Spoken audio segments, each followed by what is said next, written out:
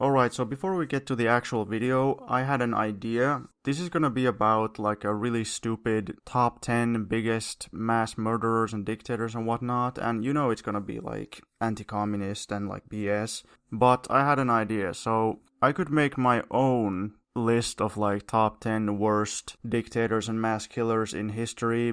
So I would have Hitler at number 1, Chiang Kai-shek at number 2. At number 3, I would have Emperor Hirohito, but I don't know how that would actually work because I don't know what exactly his role was in the government, and like he had other people also as government leaders, but maybe I would have Hirohito at number 3. Number 4, I would put maybe King Edward or Queen Victoria of Great Britain, basically the British Empire. At number 5, Leopold II of Belgium, and then at 6, I would put the Vietnam War, although that's shared by several American presidents, but still, I think it does go into like top 10 biggest atrocities. Number 7, I would put the Korean War. At number 8, I would put Churchill for his colonial policies, for his plan to launch World War III, etc., etc. Then it gets trickier, so who would I put at number 9 and number 10? Maybe Saddam Hussein, like he might have killed as many as several million people. Or I could put Suharto, who killed at least 1 million communists. Maybe Syngman Rhee, but I would have to think about that some more. That's just a preliminary draft idea. I think it would be cool, but if there's somebody that obviously needs to be on the list of top 10 worst dictators slash mass murderers, then let me know. Maybe I did forget an obvious one. Hello comrades, it's the Finnish Bolshevik. What's up guys? So, somebody told me I should watch this video and react to it. And you know, initially I was like, what's even the point? But what the hell, like we don't always have to be so serious. Like sure, we can react to some stupid crap. It's WatchMojo.com, so you know it's gonna be good. That's always the absolute seal of quality, especially when it comes to history and also when it comes to every other topic. 10 most evil men in history, and yeah, whatever. Let's just watch, okay? 400,000. Okay, who's this guy? 400,000 people are sterilized between 1933 and 1945, and these are ordinary German citizens because they don't fit the master race principle. Welcome to Watch. Well, that is Nazism for you. Oh, yeah, there we go. We got the Kims. WatchMojo, and today we're counting down our picks for the top 10 most evil men in history. Of his record as a dictator and utterly ruthless man, but then a lot of people His record as a no, I can't do a British accent. will get to the top of ruthless. For this list, we'll be looking at the wickedest men throughout recorded history. The wickedest. Oh yeah, there's Saddam. We will be discussing some rather sensitive and violent subject matter, so please consider this your content warning. Are there any evildoers you think we missed? You know what's weird? In Finnish, they pronounce it Genghis Khan, and in English, it's Genghis Khan, so I'm assuming that the Finnish pronunciation is probably closer because I could be wrong, but English pronunciation for everything is always super weird. Like, they like transliterate Khrushchev as Khrushchev, which makes absolutely no sense. It's Khrushchev. In Finnish, it's like Khrushchev. Number 10, Caligula. Is Caligula really, like, bad enough to be on top 10 most evil men in history? I mean, I don't know that much about the history of ancient Rome, but Caligula, I mean, wouldn't Nero be a contender as well? I mean, I really don't know much about ancient Roman history. I just know that most of the stuff they say about Caligula is false or exaggerated. I've seen the 1970s Caligula movie, the one where Caligula is played by the guy who is the protagonist in Clockwork Orange. I forget his name, but pretty crazy movie, a really bad movie as well. Roman emperors can be described as self-centered, but Caligula's appetite for amusement, decadence, and blood were on another level. Caligula killed people for his own personal amusement. During one particularly vile episode, he even ordered his guards to put game spectators in an arena to be eaten by wild animals because he was bored during intermission. The emperor... As far as I know, Caligula's political enemies, they just spread all these myths about him to try to get the people to turn against him and to slander him. And then, you know, especially afterwards, after he was dead, they just kept spreading these lies about him. That is not to say that Caligula was a good guy or that I like him or anything. I don't. But I'm just saying that's how a lot of these more crazy stories originated. Number 9. Kim Jong-il. In the vein of families of evil leaders, Kim Jong-il is both the father and son of other controversial North Korean figures. The government under Kim Jong-il was regarded as one of the most repressive on the entire planet, with nearly every facet of day-to-day life controlled by the government. Kim Jong-il's regime had hundreds of thousands of political prisoners wrongfully incarcerated. I mean, source, there is no source, like especially for the numbers. Hundreds of thousands of people wrongfully incarcerated. Well, how do you know that? North Korea suffered through a famine, which was further exacerbated by Kim Jong-il's mismanagement of land and the economy. At this point, doesn't everybody know like what actually caused the famine? Like, it's not a coincidence that at the same time you have like massive drought, or was it first flooding and then drought, I forget, which also affected all the neighboring countries, so it wasn't just North Korea or the DPRK. But while that was going on, their biggest trading partner, the Soviet Union, dissolves. All the Eastern European countries have counter-revolutions, so all these countries, they stop having any kind of meaningful trade with North Korea, while at the same time, the West maintains these insane economic sanctions on the DPRK. They're probably the strictest economic sanctions in the history of humanity. And as a result, the North Korean agriculture suffers because they can't get fertilizer, but even more importantly, they can't get fuel because of energy sanctions. Because obviously they used to get fuel from the Soviet Union, but in the 90s that was interrupted. So they used to have this mechanized agriculture, but they had to stop that because they couldn't get fuel, so they started to, have to make fertilizer from manure and even human poop, because, that's what you got to do. That's the only way to get manure or to get fertilizer. And also they needed to start using like horse-drawn plows and stuff like that again, or even till the soil with their bare hands because they didn't have fuel for their tractors anymore. Also, they had created this highly intensive terraced agriculture to try to increase acreage, because North Korea has very little farmland. It's mostly mountainous. But they also had problems with that terraced agriculture because eventually it caused erosion. So it's just so stupid to say like, oh, LOL, they had a dumb government, yada yada, that's why they had a famine. Like, no, it was pretty clear that there were natural calamities, a total economic embargo imposed on them to stop them from getting the resources to feed themselves, and they also lost almost all of their trade. So the result is a catastrophe. It's almost a miracle that they even survived. These anti-communist reactionaries always say like, oh look, their government is so inept and so incompetent. Well, I think you need a pretty competent government to survive such a massive catastrophe. Most governments which are considered, normal and average and not particularly incompetent wouldn't have survived. Kim Jong-il left North Korea in very dire... Mini-me maniac? Like, oh my... Number 8. Saddam Hussein. Okay, Saddam Hussein. I wonder what they're going to say about him. Hussein's reign was one of political turmoil, war, and human rights violations. From the very beginning, it involved attacks and... Pretty interesting, though. They think that, Saddam Hussein is worse than Kim Jong-il. I mean, it's pretty arbitrary, like, this entire list is, like, super arbitrary, but still a bit interesting. The destruction of thousands of villages and the displacements and deaths of hundreds of thousands of inhabitants.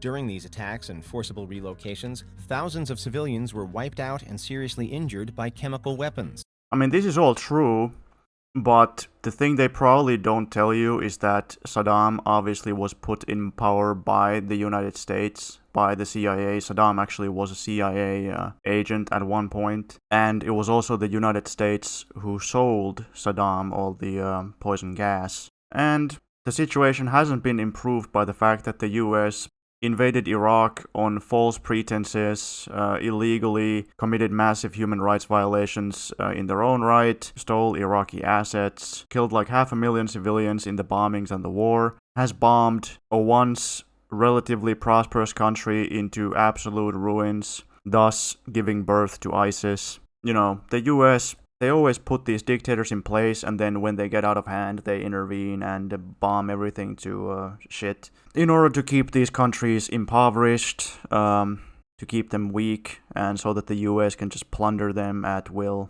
And of course, the US military-industrial complex needs constant wars, so if they can keep the Middle East constantly in turmoil, then they always have plenty of excuses to start new wars, which make money. Number 7. Leopold II Oh, nice. Leopold of Belgium. I'm surprised that they mention him. of Belgium. Greed is among the 7 deadly sins for a reason, and this wicked tyrant personified it. Leopold was a colonizer to the core. He claimed ownership of an area called the Congo Free State, but its citizens were anything but free. Leopold exploited both the Congolese people and natural resources. The tyrant exported ivory to build his own personal wealth, but it was the labor-intensive collection and exportation of rubber tree sap that led to the majority of his atrocities. Leopold forced native populations to harvest the rubber. When his insanely high quotas were not met, the people and their families were beaten, mutilated, and killed. King Leopold took one hand for every 100 slaves in the Congo to keep them in line. Leopold was responsible for the death of more than 10 million Congolese people, half of the population. That is true. So why is he not like number 1, or, you know, maybe like number 2? Like, I'd put Hitler at number 1, and then Leopold maybe at number 2. Number 6. Mao Zedong. Oh, hell yeah, there we go. As the founder of the People's Republic of China, his policies led to the deaths of between 40 million and 80 million people. Okay, based on what? Like, These casualties were mostly the result of starvation from the Great Chinese Famine that resulted from the agricultural policies of the Great Leap Forward. notice when it's talking about like capitalist or fascist dictators, it's always, oh, they gassed 1 million people, killed 10 million during their colonial exploitation. But when it's talking about socialist or anti-imperialist or democratic leaders, they always say, oh, people died because of famine, but it was somehow the government who caused the famine. Like, Hitler deliberately gassed people to death, but Mao, they say, oh, well, Mao, he also committed mass killings, it's just that he somehow caused all the crops to not grow or something. Like, yeah, you could point to some policies of the government that could have contributed to hunger. Like, maybe they were wasteful with food, because at one point they gave food to people for free at communal kitchens. Or the fact that, so many people moved from agriculture to industry. But none of those things could have caused such a famine. And again, it has been shown beyond any doubt that there was massive drought and other similar problems for like 3 years in a row, which caused the famine. So, if the government policy is what caused the famine, then why does it perfectly coincide with the drought? Wouldn't it make more sense that it's the drought that killed the crops, and then the policy could have maybe affected it somewhat, but not actually caused it? And then the numbers, they say like, oh, 40 million people died or 60 million people died. Like, it's just completely baseless. There's no evidence for that. I mean, this is WatchMojo after all, so it's absolutely the most strictly scientific history, I'm sure. Number 5. Genghis Khan. As one of the most infamous conquerors in history, considering they destroyed approximately 10% of the world's population, Khan and his armies murdered quite a few people, but they were also responsible for driving cities to starvation and cannibalism. Yeah, probably. Alright, good old Vladster. Vlad the Impaler. Anyone with that nickname has to be pretty wicked. It's so interesting that they think Vlad is like worse than Saddam, worse than Genghis Khan, worse than Mao. This extremely cruel man ruled Wallachia intermittently between 1448 and 1477. His 3 reigns were punctuated by periods of exile, imprisonment, and unease. But Vlad was pretty hardcore. Like, he was a local prince in Wallachia, in Romania, Transylvania to be specific. And that region was constantly being attacked by the Ottomans, and Vlad was trying to, well, he was just defending his country from invasion. He was actually imprisoned by the Ottomans at least once, but then he somehow managed to get out, and then he returned, came back to power, but then he was, I think, assassinated or something. It's just kind of interesting that in the West, Vlad Tepes is seen as so absolutely purely evil, while I think in Romania they see him as a more complex figure. They see him in a more positive light. Like, yeah, of course he killed a bunch of people. He was cruel, or how should I say, ruthless. He was a pretty ruthless operator, but does anybody know if they were alive when they were impaled? Because I think that when they impaled them on stakes, it was intended that people would see all the stakes from a distance, and that was meant to scare people. But were they alive when they were impaled? I'm not sure. Number 3. Pol Pot. This leader of the Khmer Rouge regime was the architect of the Cambodian genocide and devastating policies that led to widespread famine and deaths from preventable diseases. Pol Pot believed cities were evil and planned to rebuild Cambodia as an agrarian society. Anything modern was considered impure. I'm not really an expert on Pol Pot or Cambodia under his rule, but that's definitely an exaggeration. Many prisoners were executed in the infamous killing fields and buried in mass graves. Pol Pot and the Khmer Rouge ended the lives of between 1.5 and 2 million Cambodian citizens. Historians have said that 30 to 70,000 people were executed, while the amount of people who actually died could have been from 1 million to a couple million or 3 million or something. But yeah, the vast majority of people who died, they starved or they died of malaria, I think. Here's the thing. So Cambodia was already starving and people were already dying of malaria before Pol Pot even came to power. And this was during the Vietnam War, and the Vietnamese communist guerrillas, they were maintaining supply lines which went partially through Cambodia, and that's why the United States was carpet bombing Cambodia. A lot of the dislocation of the people and a lot of deaths were actually caused by US bombings. And I think the famine was either started or worsened by the fact that the US was bombing the countryside and then the people were fleeing the bombing, so they couldn't farm. And I've heard that the Pol Pot government forced people to leave the cities and to go into the countryside to farm, because that was their way to try to end the famine. I'm not sure if that's entirely correct, but that's what I've heard. It sounds somewhat believable as an explanation. Number 2. Joseph. Hey, there he is. Josef Vissarionovich. As the leader of the Soviet Union, Stalin established and continued many controversial and damaging policies and practices. Okay, so he's at number 2. I'm guessing Hitler is at number 1. According to this video, Stalin is worse than all those other guys. Saddam, gassed, what is it, 500,000 Kurds or something? Genghis Khan, turned entire countries into deserts. Leopold II killed 10 million people for no other reason than just colonialism. But Joseph Stalin is worse. Worse than all of them. There's no rhyme or reason in this video. Although he did not create the gulag system, Stalin took full advantage of it, placing millions of Soviet citizens in the prisons and labor camps. It was all planned economies, 5-year plans, and if you didn't play by his rules... Oh yeah, it was all 5-year plans. Sounds so scary, I'm scared. You went off to a labor camp. If you didn't play along, you went to a labor camp. Okay, dude. Stalin's policies led to Holodomor, one of the worst famines. Holodomor. I mean, to this day, people in Russia... and also in other places, in Georgia and other places, people still like Stalin to this day. What is WatchMojo's explanation for that? If he was so bad, he used food shortages as a political tool and ensured certain areas were affected more than others. Citation needed. Well, how could he have done that? This has been so thoroughly debunked by so many historians that do I even have to say anything about this? I have a blog post called Holodomor Explained or something. I'll link it in the description, where I've taken stuff from the research of Professor Mark Tauger, where he discusses in detail the actual causes of the famine. So he lists plant disease, flooding, drought, all the reasons that actually caused the crop failure.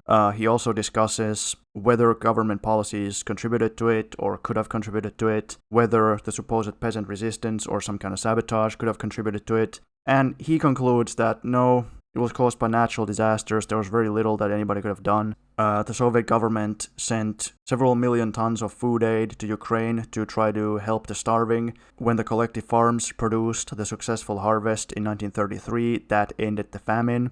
The famine wasn't caused by exports of grain, because when the famine started, the government immediately stopped all grain exports. If the crop failure had not occurred, then there would have been enough food for everybody, and they also could have exported food. But when the crop failure did occur because of natural disasters, they no longer had enough food to feed people, even though they stopped all the exports. So it's just that simple. The idea of the Holodomor, or like a deliberately caused man-made famine to terrorize Ukrainians, that was invented in the 1930s largely by Nazi Germany and also the American sensationalist Hearst Press, which was also pro-Hitler. They concocted this idea of the man-made terror famine. There's a good book about it called Fraud, Famine, and Fascism. It documents how this idea was created. Even though the famine actually did take place, most of the pictures of the famine are fake. They're either from the American Great Depression or Dust Bowl or American Civil War or from the Russian Civil War. Sometimes they're from World War II, Siege of Leningrad or something. That should make you wonder. Like, the fact that they're willing to fake the photographs really is an indication of the credibility of these people. After the 1930s, the Holodomor idea was kind of forgotten, but it was brought back in the late 1970s, early 1980s. Right-wing Ukrainian emigres in the US and Canada started to spread it, and also ex-CIA propagandist and later supposed historian Robert Conquest. He wrote very influential books about the Holodomor, where he basically popularized the idea. Robert Conquest is pretty much responsible for the Holodomor idea as it exists today.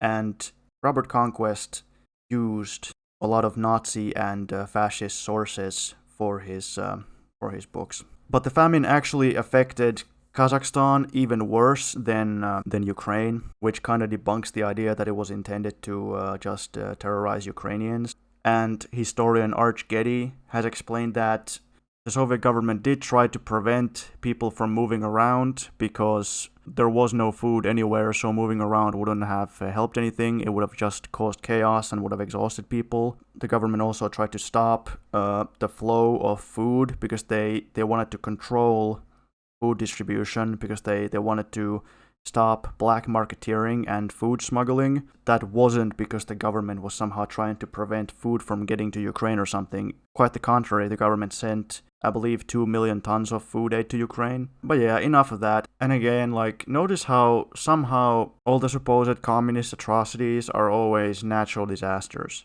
Well, anyway, I'm a bit of a dork. Like, why am I even giving like such a serious answer to a video like this? Before we continue, be sure to subscribe to our channel and ring the bell to get notified about our latest videos. I remember in elementary school they had like these really old computers in the teacher's room, and they would have this screensaver. Number 1. Adolf Hitler. I expect every German to do his duty to the last. Hitler invaded Poland in 1939, igniting World War II in the process. Yeah, Hitler invaded Poland, and UK and France, who were Poland's allies, did absolutely nothing. They were just like, nope.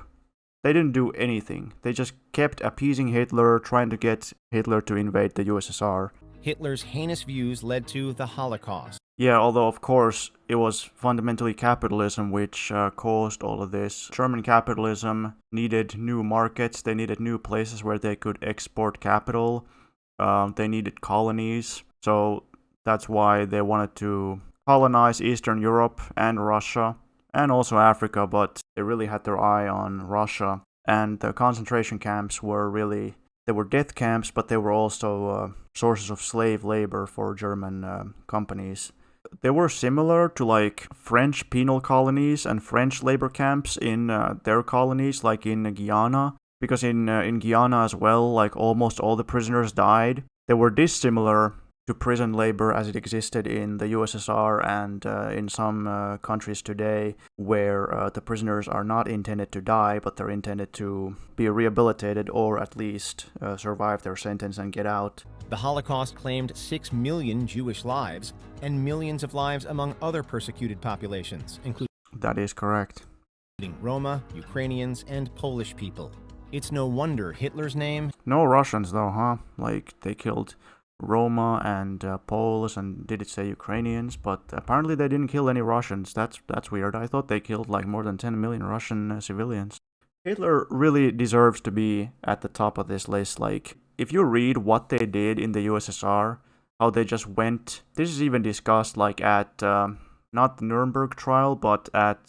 damn, I wish I could remember which trial it was, where they discussed how the Nazis, they just went from village to village and just killed either everybody in each Soviet village, or at least a good chunk of the population, and then just burnt down the village. Officially, because they were trying to suppress partisan resistance, but at the trial, the people that they're interrogating, they say that in countless villages they didn't encounter any partisans and they still killed everybody or almost everybody. I will discuss this a little bit in a later episode of my series on the Hungarian People's Republic, when I start to talk about the question of Hungarian prisoners of war.